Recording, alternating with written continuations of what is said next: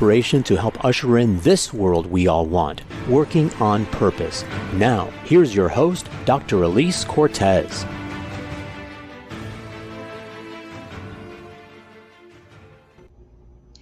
Welcome back to the Working on Purpose program. Thanks for tuning in again this week. I'm your host, Dr. Elise Cortez, joining you live from Dallas, Texas, which is home base for me. By way of introduction, I'm a management consultant specializing in meaning and purpose, organizational logotherapist, inspirational speaker, social scientist, and author. There are many ways we can work together. Check out elisecortez.com or gusto-now.com to learn how and to download some free sources I put there for you. If you've been tuning into this show for a while, then you know this program is a thought leadership platform that enlightens and inspires listeners and viewers with insights from distinguished business leaders, authors, and subject matter experts. By listening in, you're part of the movement to create inspirational leaders and enlivening workplaces where we can thrive and do business that betters the world. Glad you're here. With us for today's program is Peter Comer. He's the author of The Forces of Collaborative Creativity and the architect of the Collaborative Creativity Methodology. He's also the founding partner of Adstrat, a company providing collaborative creativity services to the healthcare industry. We met because we share a publisher, Practical Inspiration. It's a perfect mashup, as I'd like to say. He's wicked smart and articulate, and I'm energetic and passionate. We'll be talking about creativity and how it can be used and developed to solve business problems today. He joins us today from Milan, Italy, where it's midnight there, 5 p.m. here in Dallas, and a full moon for both of us. Peter, welcome to Working on Purpose. Hello. Thank you very much for inviting me. Absolutely. Happy to be here. Absolutely. Isn't this just splendid, right? If this isn't really what the world coming together, I don't know what is, right? It is. It's really, really great. And as we discussed, as we were preparing to come on air and deciding when the air date would be, and this would actually be on a full moon, and we were going to talk about creativity, I want to first position for you listeners and viewers what we're doing here first. And we wanted to make sure that we gave you access to this notion of creative collaboration in a very experiential way. So Peter's actually going to walk me through an exercise here. He's created something for us. We're doing this live, and he's going to explicate what it is the exercise is, and then lead me through, and then we'll talk together about what it means for both of us. So, Peter, take it from there, please. Thank you. Yes. So we use creativity, and there are many different ways you can involve groups of people in creativity. And so the first thing to say is that you and I, Elise, are a very small group. Normally the groups are bigger, but it's the two of us. So that's great. And we've both done this little exercise. And the creative exercise is a collage exercise where you focus on an idea, and or an emotion or something to do with the scope of the work that we're trying to do. And you look at a series of images, and the images that for some reason resonate, you keep, and you make a collage with them. And that's it. And that's what we've just done before we came on air. Is that correct? That is right. And you gave me a specific focal point that we probably should we say that now, or does that come later? Definitely, because it's all about what you do, right? Right. And so Peter asked me to focus on collective purpose, and he asked me to consider looking at the images. How do I feel about collective purpose, positive, negative, and what opportunities and problems do I see related to it? So that's how I picked out, I think it was 8 images. I believe, yes, 8. Yes. Right. And what I would like you to do now is I would like you to briefly describe those images so people know what you picked. And then the most important thing isn't the image itself, but what you see in that image, why that image is relevant to collective purpose. So I presume you have the PDF in front of you and you can see. Do. Okay, so if you would like to start, please tell us about your images. I will. And so I'm gonna describe the image first, and then I'll describe what it was that compelled me and how I felt about it, etc., what it means to me. Perfect. So the first image is what appears to be a pile of humans. And what's interesting about them is that they're all wearing, it looks like a blue top, and they're all piled up in sort of a pyramid sort of form, but they're all faced one direction. And they're all pulling their hands up in the same direction, like upward, sort of. So there's like a striving, sort of an indication there for me. And so, why does that call me? Is that purpose is a very motivating force, and it's a very directional thing. It helps us understand it and decide where to put our energies and where to put our focus, how to make decisions, etc., in service of that purpose. And so that image to me speaks of a group of people that are aligned, striving for the same thing, and working for a common aim. They have a lot in common in their blue shirts, but yet there's clearly, they're coming together for a bigger cause. So that's the first image. Is that enough explanation, or do you want more? That's plenty. That's great. Thank you. Okay, you're welcome. Perfect. Next image is just a collage of hands, various colors of hands, and they're all pointing up and facing the same direction. So what called me for that is that there's a beautiful diversity represented there that any company certainly needs and does well with. And again, yet they are unified in the sense that they're all aiming the same direction. Those hands are all face the same direction. And they're also, again, striving to a certain extent. There's an intentionality there. There's a purpose there. There's a unison there that calls me. So that's that image. The next image is a really interesting sort of collage of different characters, plants and animals, essentially, and they're all cartoon-like looking things. There's a tree. It looks like a raccoon. It looks like a ram. There's flowers. There's sunflowers. And the reason I picked that, what called me about that particular image, I should say, is that again, that speaks to a group of people or a group of entities or beings that are all very different. They all bring something different to the party, but they seem to be clearly at the same party, which I would call the purpose party. So, and I like the fact that they all would come at this very, very differently. This is not in unison. This is a unique approach to being at this party, if you will, but they're all united by being at the party. And then the next image appears to be a red funnel. At the top of the image, there are a bunch of disparate sorts of pieces coming into the funnel, and then out the bottom is a singular line of pieces coming out the bottom. And that calls me because it strikes me that inside organizations, what works really well is when those individuals can come into an organization, they already have their own individual purpose identified, or some semblance of it. They have some awareness of it. Those are those individuals coming into the funnel, but they're aligning it with the purpose of the organization. And all together combined, there's this tremendous force coming through that funnel of all that combined purpose that really speaks, and it's so unified and beautiful. And then another image here is three people standing apart and with their arms at their sides, and there appears to be these beams of energy or light connecting or spewing from each one, connecting to the other. That calls me because the idea of certainly of purpose unifying a group, but there's that notion of something really big and expansive that's being transmitted from each individual to the other individual parts that catalyzes something even bigger among them that then also is threaded into the collective purpose that I think is very compelling. Three more images. There is an image of what looks like a piece of threaded yarn. So at the bottom of the image, you have these individual different colored threads, and they've all been braided together to create a singular thread. And that speaks to me similarly in that you've got this beautiful diversity of individual beings coming together in all their diversity and glory.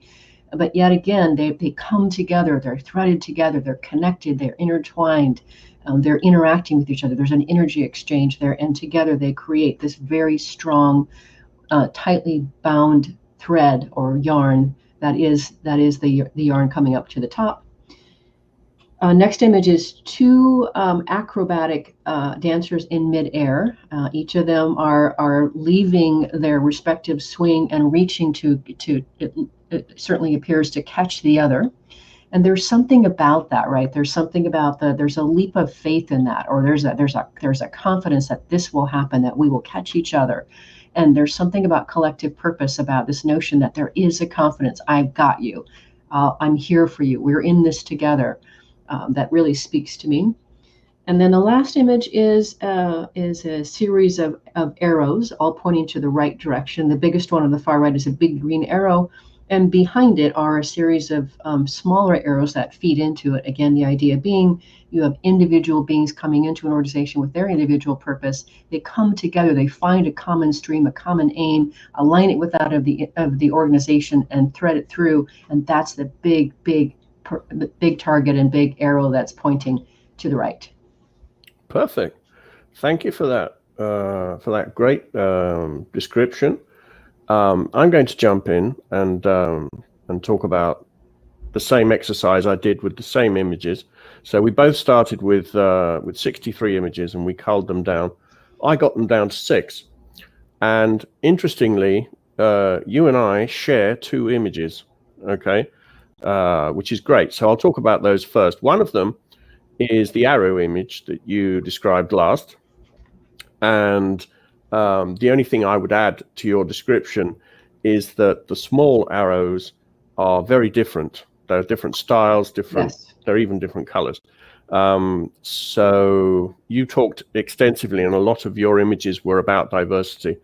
And that isn't really present that much in my collage, but it is present there. So that's why I wanted to point that out.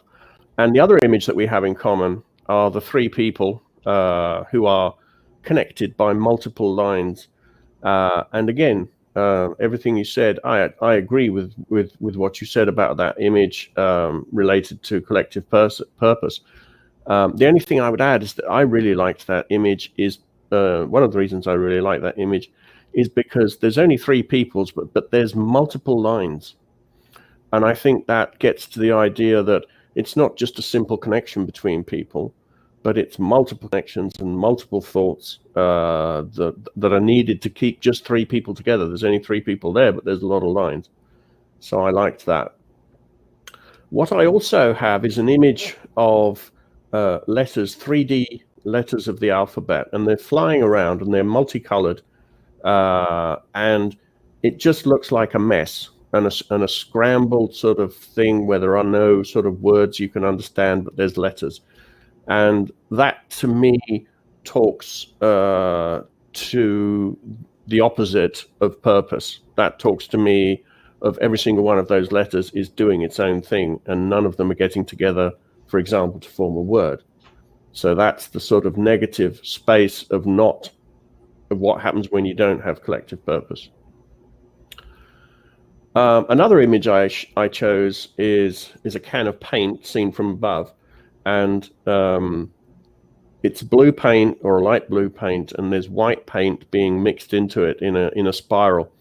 And what I like about that is the way they're very much together, because it's quite intricate the way these 2 are coming together, but they're still separate. So they're 2 different things, still very identifiable, but they're amalgamating. And I think that's interesting, the way they spiral together and get closer and closer. Then there's a close-up of an eye, a human eye.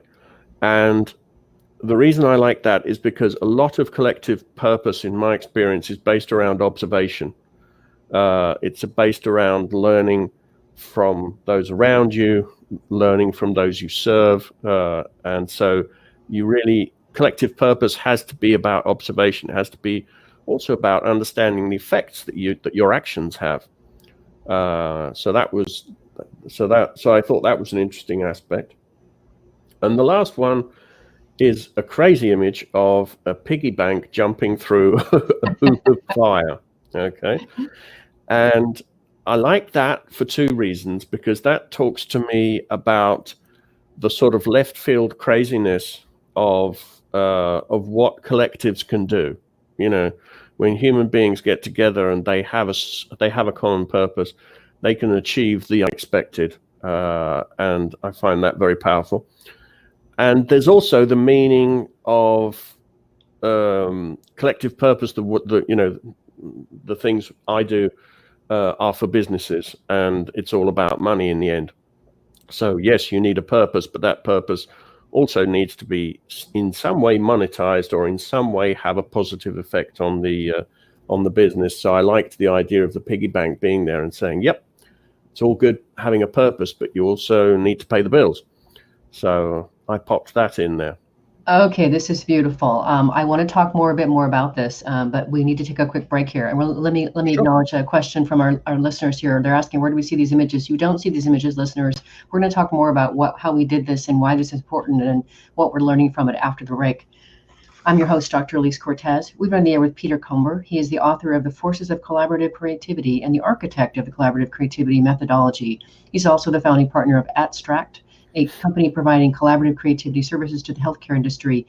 We've been going through a creativity exercise. After the break, we're going to talk more about what that means and what we can learn from it. Stay with us. We'll be right back.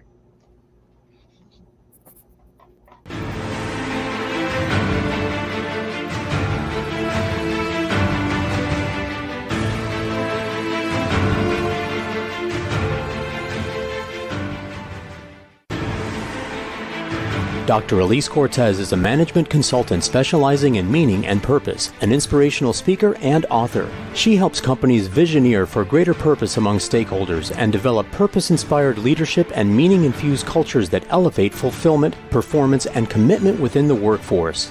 To learn more or to invite Elise to speak to your organization, please visit her at elisecortez.com. Let's talk about how to get your employees working on purpose.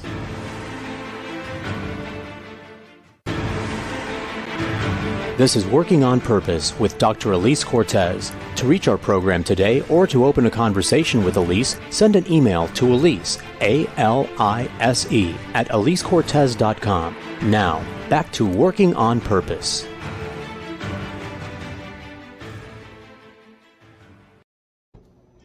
Thanks for staying with us and welcome back to Working on Purpose. I'm excited to share with you that during the pandemic, I actually had a baby.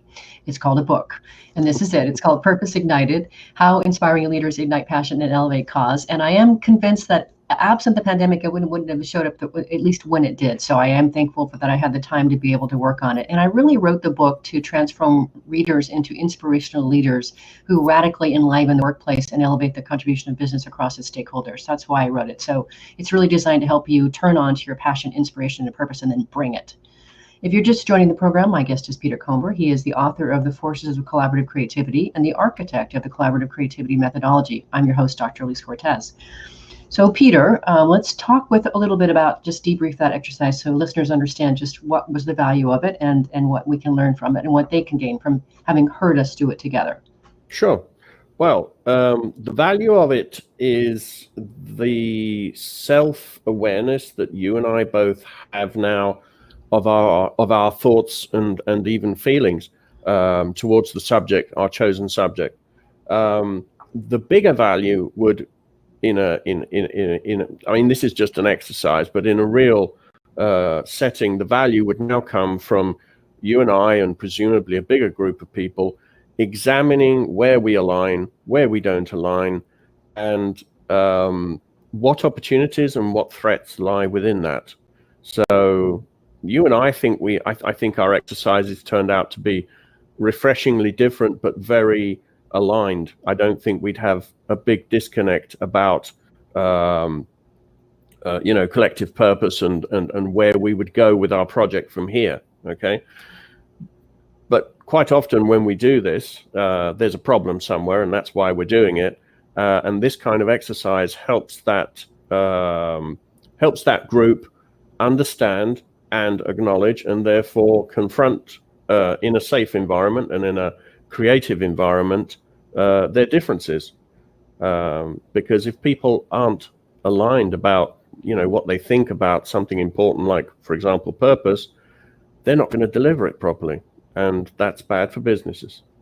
It is. And one of the things that you say in the book, and as you know, I read books that I have from my guests cover to cover.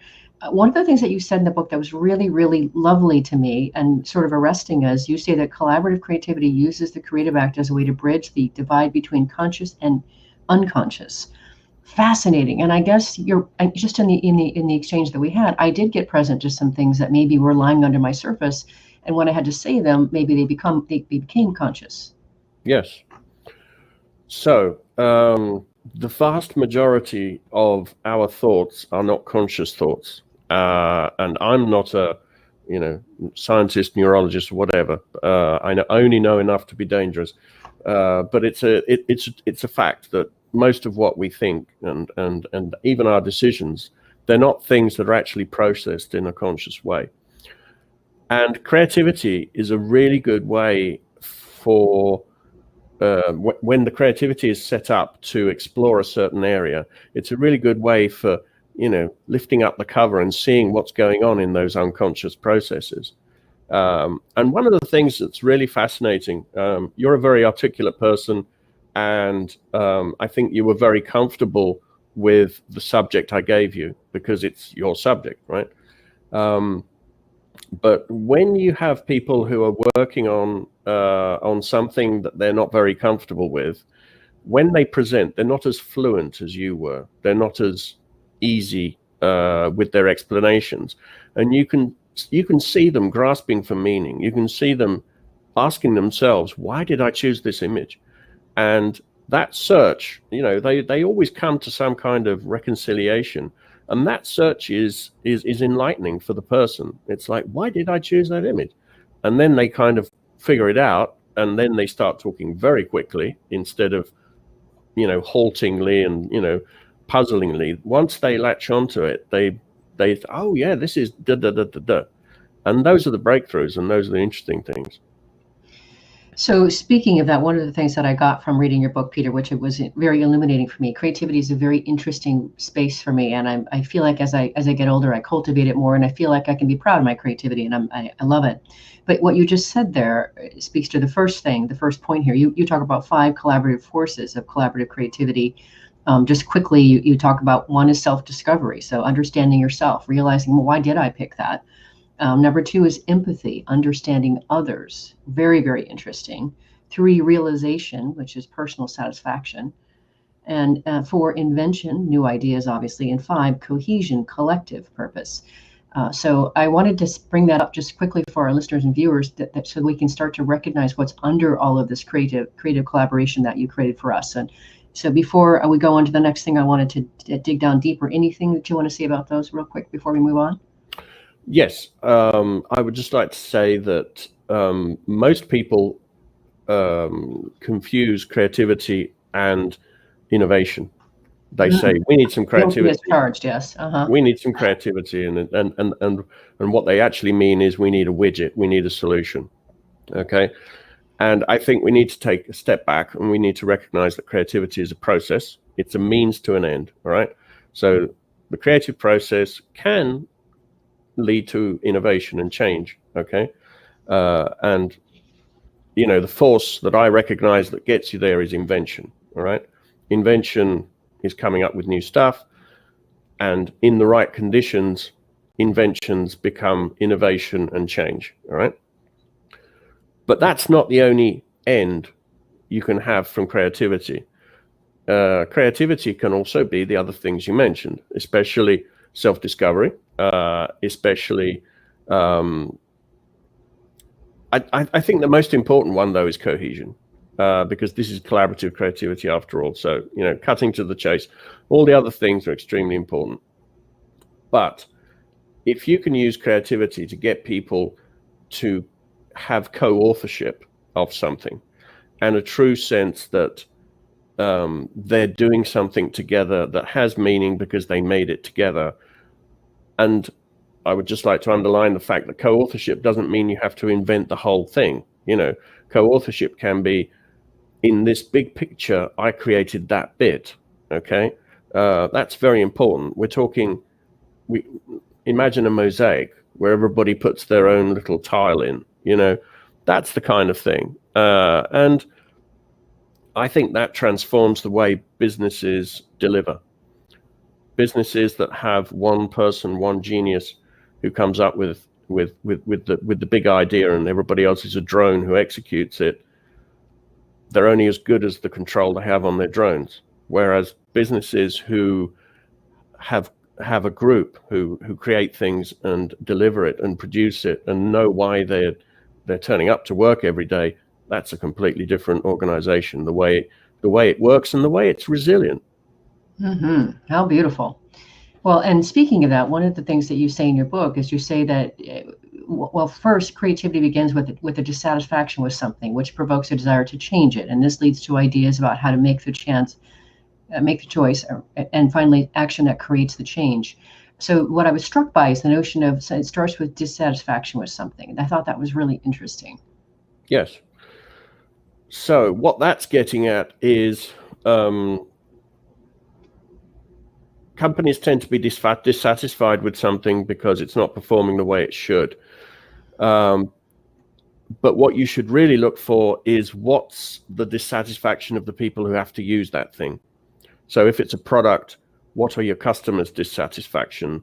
If it's an internal organization issue, what is the thing in the company that isn't working? And you really need to find out what the problem is. I think a lot of companies are solution oriented. Somebody somewhere says, we need a new something, a new widget, okay? And they think that's going to be the solution to everything. But if you describe the solution, you're limiting your options for innovation. Whereas if you identify the problem and the real problem, and by real problem, I mean the elephant in the room, especially within companies, once you've identified the real problem, that's when true solutions start presenting themselves, long-term solutions. Well, then you take it a step further, Peter, which I thought was very intriguing, is then you go on to say it helps to see a problem from someone else's perspective for creativity. So we're really employing empathy here. We're listening. Yes. That was really, really interesting. Say a little bit more about that. Why is that so important? Well, in business, you're in applied creativity. So the distinction we need to make is that an artist, a musician, whoever, if they're making their music for them, and it's their self-expression, that's fine. But if you are in a business and you're creating something for people, if you don't completely understand what those people want, and quite often that involves helping those people understand what they want. As I've said earlier, the whole collage thing, self-discovery. There's people tend to be quite sort of simple and incremental in their. If you ask them a straight question like, "What would you like from a new car?" they're going to give you a very incremental kind of description of what they want. All right. But if you look at what dissatisfies them about cars, you might come up with a transport system that isn't a car. Because if I say the thing that annoys me the most about my car is having to park it, then the whole idea of a car suddenly is a problem. Whereas if you ask somebody, how could I improve your car? They're going to come up with, I want more seats, I want more windows, more horsepower. Mm-hmm. So I think you really need to empathy is understanding people's problems. Mm-hmm. That's beautiful. And again, I think this really helps give our listeners and our viewers, if you will, if we'll stay with the car analogy, like getting under the hood of creativity. How does it happen, and where does it come from, and how does it work? And furthermore, you say that the aim of collective creativity is to make it possible to talk about relevant emotions, beliefs, and experiences. Mm. And that is such an unobvious notion for me that you would actually do. You would provoke creativity and collaboration around discussion around those things. Well, my company specializes in healthcare, okay? Mm-hmm. And healthcare is, business in general is quite rational. It tries to be, rational and as non-emotional as is viable, And healthcare is the extreme example of that, okay? And it doesn't really work because people are not rational. They are incredibly emotional. And they become even more so when confronting health issues. Sometimes even professionals. Mm-hmm. I've done lots and lots of these things with physicians, and I've had quite a few of them cry. Mm-hmm. Because once you get them into the situation where they're not behind that mask of professionalism and distancing themselves from everything, and you really get them talking about the issues and what it's like to make certain decisions and what it's like to to deal with certain situations. And when you talk to patients or caregivers, we work with caregivers of people who are very, very sick, and there's a lot of emotion there. And if you go in with a list of questions very rationally, and you say something stupid like, do you care about your loved one, the person you're looking after? The answer is yes, obviously.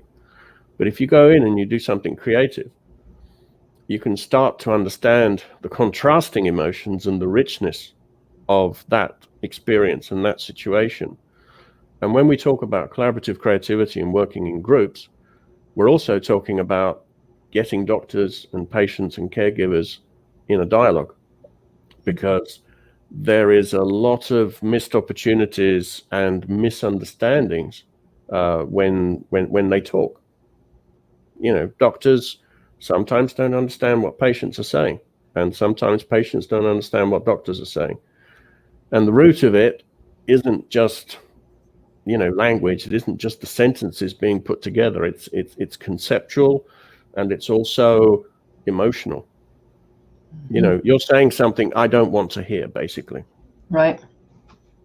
I can see though how this opens such a richness, a vein, if you will, of a way of seeing something, a way of reaching for and connecting for something. I can see that now. Do we have time for a little anecdote? We do. Can we get it after the break? Yes. Can you hold it after the break? Okay.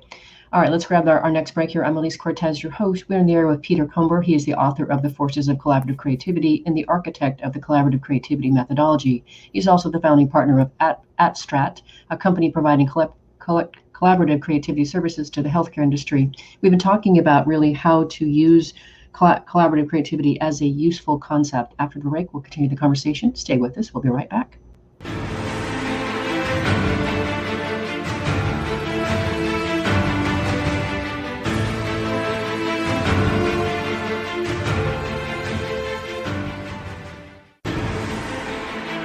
Dr. Elise Cortez is a management consultant specializing in meaning and purpose, an inspirational speaker and author. She helps companies visioneer for greater purpose among stakeholders and develop purpose-inspired leadership and meaning-infused cultures that elevate fulfillment, performance, and commitment within the workforce. To learn more or to invite Elise to speak to your organization, please visit her at elisecortez.com. Let's talk about how to get your employees working on purpose.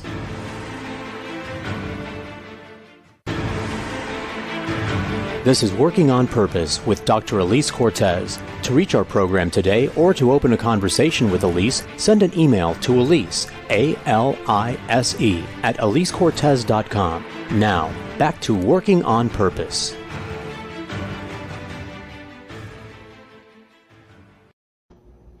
Thanks for staying with us and welcome back to Working on Purpose. Another announcement for you is that we've launched the Gusto Now platform. It's an e-learning platform designed to deliver the Vitally Inspired and other courses that I created some time ago. And we do it in English, Spanish, and Portuguese. How it happened was, as we were going through the pandemic, is I wanted to figure out what else can I do that I haven't been able to do lately. And that was the whole language thing. So Spanish and Portuguese are really my favorite languages. So we do all three languages on the platform, and I do offer a 20% discount to listeners. So thanks for listening in. You use the code WOP20 at checkout to redeem it. See you in class. If you're just joining us, my guest is Peter Comber. He is the author of The Forces of Collaborative Creativity and the architect of Collaborative Creativity methodology. I'm your host, Dr. Elise Cortez. And Peter, just before the break, you were queuing us up for an anecdote about what we were talking about. So please share it. Yeah, so this is a job we did quite a while ago. So I can't go into details because we sign NDAs and they're pretty ferocious. But I'll give you the top. I'll give you the top line. We got a bunch of very highly specialists. Okay, specialists in a condition for which there was no cure. And then there was a cure. Somebody invented a cure, and all of a sudden these doctors could literally take away the cause of illness of these people. And so for a while they had a monopoly. They were the only people with that cure. And the client hired us because 12 months, in 12 months' time, they're going to lose the monopoly and other people are going to be coming up with the cure. And so they wanted to feel the pulse of the specialists and, feel how they were anticipating the new products coming in. And one of the exercises we did, so every workshop we do multiple exercises, but one of the exercises we did was a time travel exercise where we took all these specialists, put them in small groups, and we said, you need to go off and 5 years ago, and you need to go to a conference, and you need to tell your colleagues from the past what the future's like. You need to tell them everything they need to know about now, and you can choose 5 things, all right? And so each of the groups presented their speech, and there were, I think, 5 groups. And at the end of the presentation of the last group, I asked them why none of them had told their colleagues in the past that there was a cure. Mm. And every single one of them just sort of, their jaw dropped, and they were like, how could we have done that? And the following conversation was, self-discovery embodied. And it was all about the fact that the cure did, cure the problem, but it didn't cure the existing damage done by the disease.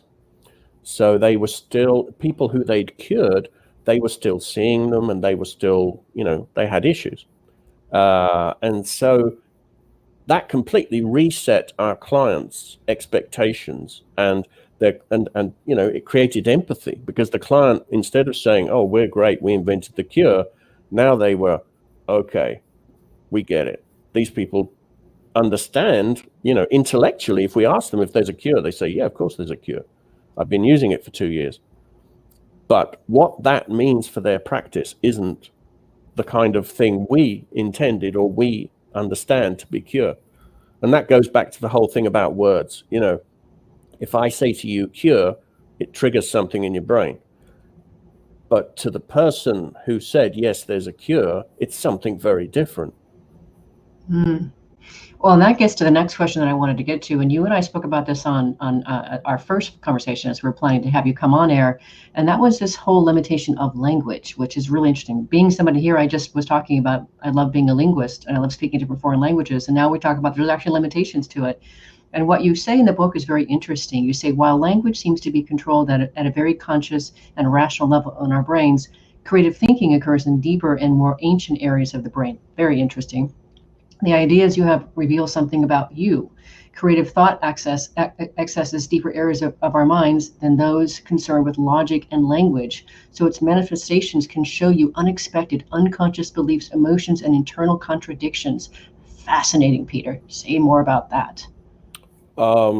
Yes. So we are self-deceiving beings. Animals.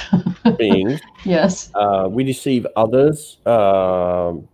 But we're also pretty good at deceiving ourselves. And creativity, when people talk, they're very good at keeping those deceptions alive. When they create, they stumble a bit. And I think it's because we are used to projecting an image with, our words and the way we dress, but we're not used, because people don't do creativity usually. I mean, we're all sort of normal. Most people are quite stifled in their creativity, okay? Mm-hmm. And because it's something they're not used to, I don't think they can do it in an artificial way. They do it in a very authentic way. And that means, the truth is out when they do it. Mm. And I think the whole thing about words is even worse, because even if I don't want to be ambiguous, if you and I don't share the exact same definition of a word or a term or a concept, we can agree on something but have 2 completely different ideas. And I'll give you a little example. If you go to pretty much any meeting in any company and you say, oh, we need to be more transparent, pretty much everybody says yes, because it sounds like a good idea. It sounds like a good value, doesn't it? If we're talking about, collective purpose, let's all be more transparent. Yes, great idea. But what does that actually mean? Your idea of transparency, my idea of transparency, the finance department's idea of transparency, that's where it all gets really interesting. And that's where creativity can help people, because adults are not good at sitting in a room and saying, I don't understand what your view of transparency is. They're not very good at that. Kids are good at it. Kids are great at saying, I don't get that.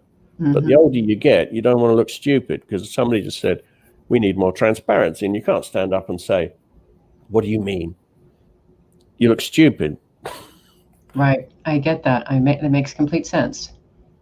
So creativity is a great way to get people to look minutely at things that might be taken for granted. And those things which are taken for granted are the source of discord within an organization. So it's like we're all rallying around this thing, but actually everybody's rallying around their own version of it. Interesting. Well, speaking of the whole idea of creativity in an organization, one of the things I also really appreciated about your book and the message in it, and it certainly aligns with what I would do as somebody who empowers people, is I like how you encourage telling people inside organizations that they are creative and that you believe that they're the right choice to tackle certain problems. It just seems to me, again, from the empowering position, but also it just engenders a creative culture. It encourages it seems. Yes, definitely. I think companies need to have more creative space and co-creative space, because individual creative space is great and it's very gratifying and it's rewarding, but it's not necessarily contributing to the business. It's more focused on the individual. So yes, I do think there needs to be more creativity, and I think that creativity has to be focused on focused on empathy and focused on getting people aligned, on cohesion. Those are the two keys. And I think we're going to see a need more and more because if you look at the whole work from home thing, I mean, this year's been crazy.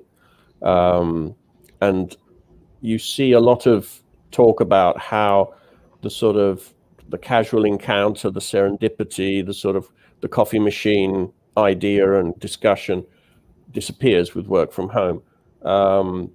I think the idea of people sort of understanding each other around a coffee machine is not good business practice, even if you are in an office. I think you should try and make it a bit more robust than that. But if people are working from home, the idea of having creative moments when people can align and confront in a safe way is very important. Well, and you do talk about how creativity affects human relationships, and you already said before, something profound happens to people who share and develop ideas together. But you also talk about there being a transfer of energy and a kind of intellectual intimacy. And, Yep. And so, of course, being somebody who's a meaning and work researcher, and I care about the experience, about elevating the experience of work for people so that it can be something that's more fulfilling for them, that is incredibly alluring. Yes. I mean, when a group starts kicking around an idea, it's very unusual for that idea to be immediately in 3 seconds perfect. Okay, somebody usually says something that sparks a conversation, and during the course of that conversation, different people add different bits to it, change it, subvert it, and what you end up at the end of the day, literally 8 hours later, is unrecognizable from the first spark that got that thing going. But all the energy and all the transfer of intellectual creativity and just sort of transfer, all that stuff adds up into a very strong human experience. It sure beats a meeting. You know how when you walk out of a meeting and it's like, oh God, that was boring. How many slides did we see, and what was the discussion about later? I mean, it was deadly. It's not conducive to getting people excited. Whereas creativity and building an idea together is exciting. It certainly is. Well, you and I have come together, and both of us have produced a book in this pandemic. And you've already started to talk about the changing workplace because of the pandemic. I think it really makes a lot of sense for you, especially as a man of creativity and collaboration, to share. I'd like to hear some of the chief learnings that you see business taking from the coronavirus pandemic. Wow. I think one of the key learnings will be that we need to talk more about emotions. I think there needs to be a more structured, safe way of talking about emotions in the workplace. And I also think that it fits into the idea of diversity, because one of the interesting things about creativity, and this is proven, this is, not anecdotal, experiments prove it, diverse groups that do creativity together have far stronger ideas. Stronger means more appropriate, more robust, everything. Whereas the more people are alike who come together and have an idea, the more that idea is one-sided, and quite often it's a weak idea. I mean, people just sort of agree with each other. It's like, oh yeah, that's great. Oh, completely. You need a bit of friction, and you need a bit of push and pull with diverse ideas and diverse people and with diverse experiences to get to somewhere really universally interesting. And so, yeah, I think businesses need to figure out, thanks to collaborative creativity, but also other ways of working, they need to figure out how to incorporate emotions into business in an appropriate way. And they also need to wake up to the fact that diversity is an asset, and it becomes crystal clear when you do creativity. We've been talking about diversity for so long. Do you really think that we're just finally sort of now getting it? It's taken us how many decades? Well, I mean, yes. I mean, my personal experience, I grew up in Britain, and in the, I went to school in the 70s and 80s, and our class was, our classes were very different. There were lots of different types of people in terms of, beliefs and all the rest of it. And then I moved to Italy, and Italy was very different. Italy was very much monoculture, okay? And that's changed. Italy is now multicultural. But the difference was shocking. The difference was really strange. And I still have that kind of feeling when I go into lots of businesses. When you go into lots of big corporate headquarters and you look around, it's like, these people are pretty much all the same. Just quickly, I'll grab that notion that you are in Italy for the last 36 years, I think it was, and Yep. you and I spoke before that there's something about using language in a different way, right? So when you come into a different culture, you have a different language, you see the world differently, you describe the world differently, and that I feel like, having lived in Spain and Brazil, really did help me access creativity in a different way, because I had to use language in a different way. I could see the world differently because of the way that I described it in that culture, and I just think that's interesting. We're getting close to the end of the show here, so just for fun and grins and giggles, tell us in Italian what you had for dinner, please. What did I have for dinner? I had, my God, that was a while ago. Oh yes, I had, I can't say it in Italian because I had falafel, which is Arabic. Okay, well, never mind then. But I'll lie and I'll say what I had the other day, which is lasagna di verdura. Di verdura, okay. Well, we've come to the end of the show already, Peter. The show is listened to across the world, and it's all designed to help people create more meaningful workplaces and create inspirational leaders. What would you like to leave our listeners with, say, in about 20 seconds? In 20 seconds, I would invite everybody to experiment with creativity in groups in their office. Give yourselves a task, give yourselves multiple exercises, and make sure everybody joins in. Beautiful way to finish, Peter. Thank you so much for coming into my sphere. It is delightful to know you and be on this path with you. And thank you for sharing your wisdom, your creativity, and your spirit. Thank you so much. Well, thank you so much for inviting me, and I always enjoy talking with you. Thank you very much. Absolutely. Likewise. Listeners and viewers, if you want to learn more about Peter Comber or his book, The Forces of Collaborative Creativity, or the work he and his team do at Abstract, visit him. There's a couple places. You can go to, sorry, Peter, is it Astrat, A-S-T-R-A-T? Yes, ATSTRAT.com. Okay, Atstrat. Okay. Yeah. And then your personal website is peter-comber, COMBER.net. Correct. So visit those two places, have a look. Last week, if you missed the live show, you can always catch it via recorded podcast. We were on there with Tim Spiker talking about his book, The Only Leaders Worth Following. We talked about how 2 of the 8 characteristics that make effective leaders account for 67% of their effectiveness, and they boil down to personal development and self-understanding. Next week, we'll be kicking off the new year and 6 years of programming with Michael Levy, who's the CEO of Work Proud, talking about the importance of people being proud of their work and how this contributes to the bottom line results for the company. See you there. Remember that work is at least a third of our life, so let's work on purpose. We hope you've enjoyed this week's program. Be sure to tune in to Working on Purpose, featuring your host, Dr. Elise Cortez, each week on W4CY. Together, we'll create a world where business operates conscientiously, leadership inspires impassioned performance, and employees are fulfilled in work that provides the meaning and purpose they crave. See you there. Let's work on purpose.